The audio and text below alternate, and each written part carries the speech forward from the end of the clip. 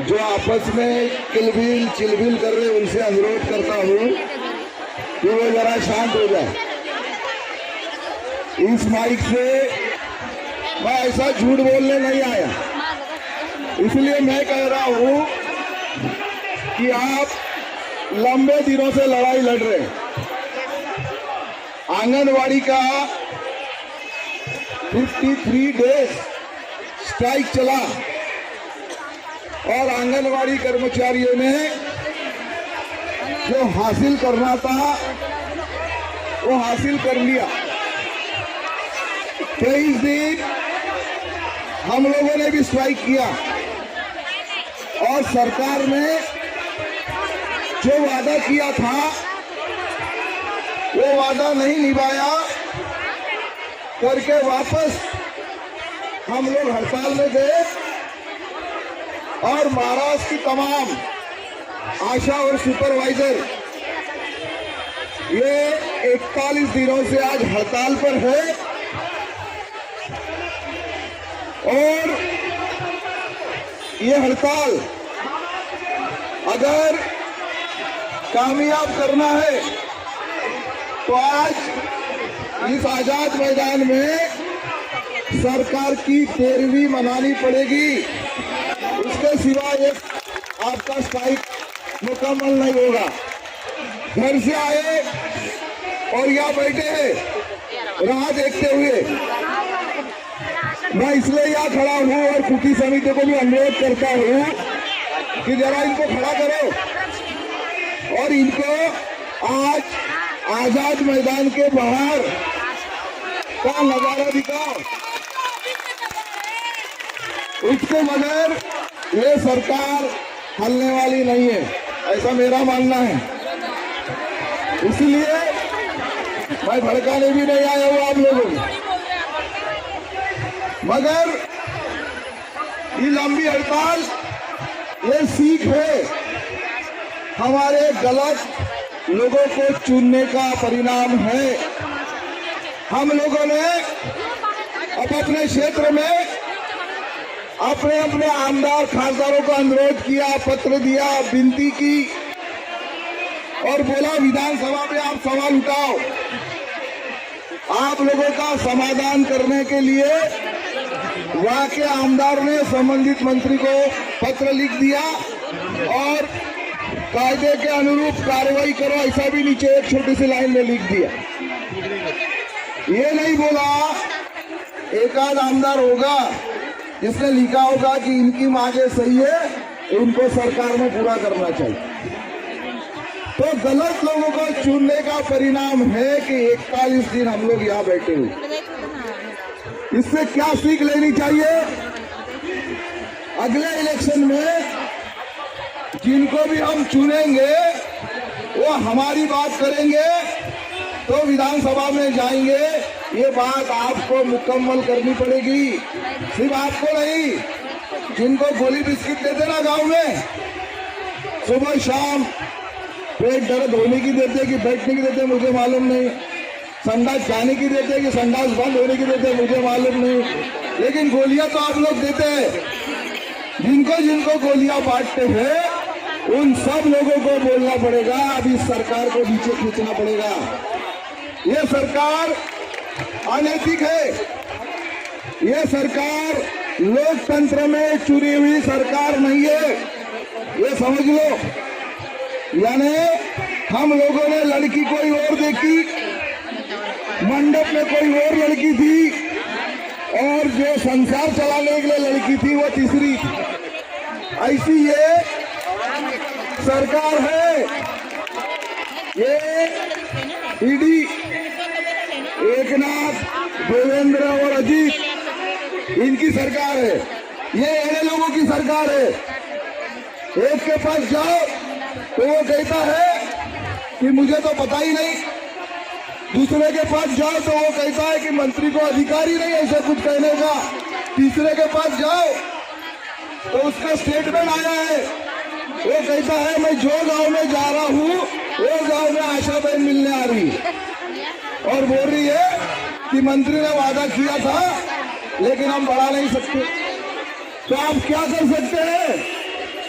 हम जानना चाहते हैं अनैतिक सरकार से कि आप महाराष्ट्र इन योजना कर्मचारियों के लिए क्या करना चाहते हैं। मेरा सवाल है उनसे आजाद मैदान से कि आप क्या करेंगे। अगर आप कुछ नहीं कर सकते तो ऐलान करो। अगर आप सरकार में है, आप पावर में है, तो आप ऐलान करो ना कि हम आशा को कुछ नहीं दे सकते। कैसा लेना आशा जानती हो। अगर ये पुलिस आधे घंटे के लिए यहाँ से हटा दो, आधे घंटे के लिए पुलिस हटा दो, तो ये आशा बता देंगी इस सरकार को कि आशा क्या है। और इसीलिए मैं आपको महाराष्ट्र हाईटेक की तरफ से आश्वस्त करने आया हूं कि लड़ाई में निराश मत हो। निराशा में जीत नहीं होती। या कोसना भी ठीक नहीं है कि वो घर में बैठे और हम यहाँ धूप में बैठे हैं। जिन जिन की चेतना का विकास हुआ, जिन जिन को लग रहा है कि ये मेरा आंदोलन है, लड़ना चाहिए, मुझे मिलने वाला है वो मैदान में, और जिनको नहीं लग रहा है वो घर पर है, वो भी हमारी बहनें हैं। उनको ट्रेनिंग देने में हमारी कमजोरी है। हम लोगों ने उनको अपने जैसा नहीं बनाया। हमारी कमजोरी है, उनकी कमजोरी नहीं है। आज महाराष्ट्र के अंदर मेरे पूर्व वक्ताओं ने कहा कि हमारा स्तर बहुत नीचे है। अन्य राज्यों में तुलना में महाराष्ट्र की सरकार बहुत कम मानधन देती है, कम मुआवजा देती है, ये मान्य है। लेकिन हमको समझना पड़ेगा इस देश में अगले 2 महीनों में हमको वापस सरकार चुननी है। जिस सरकार ने आपका बजट जो 2014 में 2005 में जो बजट था, अभी हाल ही में केंद्र सरकार का बजट पेश हुआ, उस बजट में आपके लिए कोई प्रोविजन नहीं किया गया, 5 पैसा आपके लिए बढ़ाया नहीं गया। और वो सरकार कहती है कि हम महिलाओं को सशक्तिकरण, महिलाओं के उत्थान के लिए काम कर रहे। आपको मालूम होगा महिला विकास के नाम पर इस सरकार ने कई योजना खोली। कई लाडली बेटी है, कई और कोई योजना है, कई बेटी पढ़ाओ है, कई बेटी बढ़ाओ है। तो इसी महाराष्ट्र के आमदार ने कहा था कि बेटी भगाओ भी है, ऐसी योजना इनकी है। आपको समझना पड़ेगा महिलाओं के उत्थान के नाम पर इसी देश में मणिपुर में महिलाओं को नग्न घुमाया गया।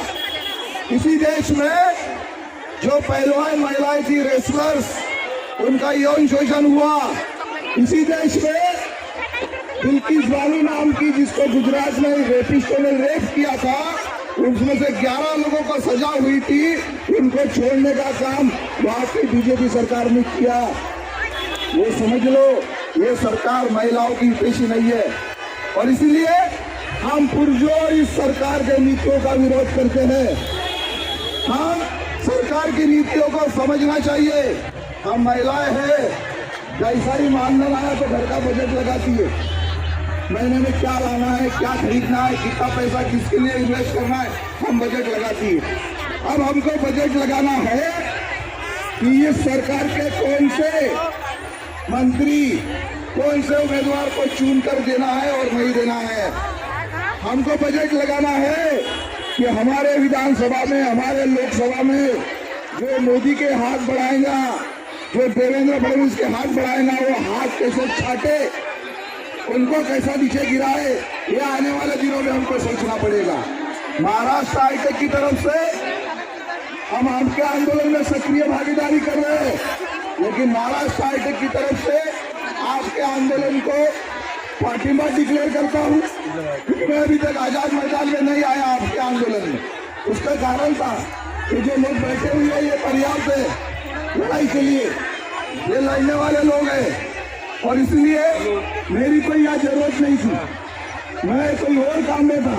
लेकिन मेरे जिलों के लोगों का आग्रह था कि सर आप नहीं दिख रहे, सब लोग दिख रहे, ये सब लोग भी अपने ही है, ये समझ लो कि आज क्या निर्णय होगा मुझे मालूम नहीं, लेकिन निर्णय कुछ भी हो, हम जिस चीज के लिए आंदोलनरत है, हमारा आंदोलन जारी है।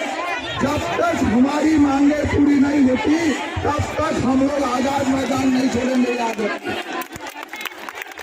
आज पूरे भारत में जो योजना कर्मी है वो देख रहे हैं, आपके इस महाराष्ट्र के आंदोलन को देख रहे हैं कि महाराष्ट्र की आशा क्या हासिल करने वाली है। बहुत सारे माइलस्टोन मील के पत्थर महाराष्ट्र के आंगनवाड़ियों ने गाड़े हैं, अब आपकी तरफ उसकी नजर है और इसीलिए ये आंदोलन में हम जीतेंगे। क्या हासिल होगा तो बाद में पता चलेगा, लेकिन हमारी मांगे ये इस भारतीय संविधान के प्रखर है। हम जानते हैं सरकार ने मजदूर कानून निरस्त कर दिए।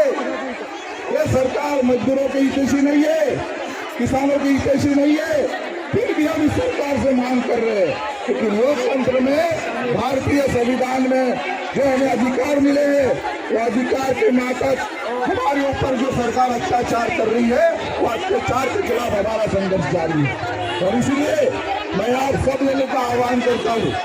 मुझे यहाँ बोला गया है बाद में धूप आ जाएंगी, लोग चले जाएंगे। मैं समझ रहा हूँ कि आज कैबिनेट का दिन होता है, क्या निर्णय होगा मुझे मालूम नहीं। सरकार का बजट भी आने वाला है और सरकार ने एक पत्र आपके लिए छोड़ा है कि आपके लिए एक कमेटी बना दी गई। मेरी जहाँ तक जानकारी है ये नया पत्र नहीं है, 2019 में ऐसा ही एक पत्र सरकार ने निकाला था और 2019 से लेके अब तक 24 तक सरकार ने कोई कार्रवाई नहीं की। इसलिए हम चॉकलेट लॉलीपॉप खाने वाले बच्चे नहीं है, ये समझ लो। इसलिए सरकार को भी मैं बताना चाहता हूँ कि जो आंगनवाड़ी कर्मचारियों की मांग थी, वही जो आशा कर्मचारियों की मांग है, वो मांग को पूरा करो। अगर पूरा नहीं करोगे तो आपको इसके लिए इस देश की, इस महाराष्ट्र की आशा गठबंधन निश्चित सबक सिखाएगी। ये वादे के साथ मैं आपसे विदा लेता हूँ। आप सब लोगों ने मुझे सुन लिया, इसलिए आपका धन्यवाद। हम लड़ने वाले लोग हैं और इसलिए लड़ने वाले कभी हारा नहीं करते, लड़ने वालों की हार नहीं होती। और इसलिए मैं आप सबको आह्वान करता हूँ, आने वाले दिनों में संघर्ष बड़ा होने वाला है।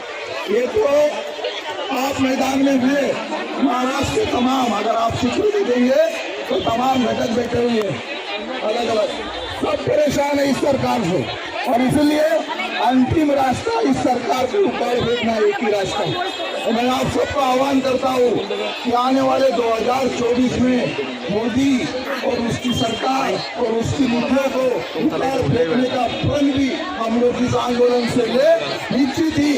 अब की बार मोदी सरकार नहीं, अब की बार मार भगाओ मोदी सरकार, ये बात होनी चाहिए। ये वादे के साथ मैं विदा लेता हूँ।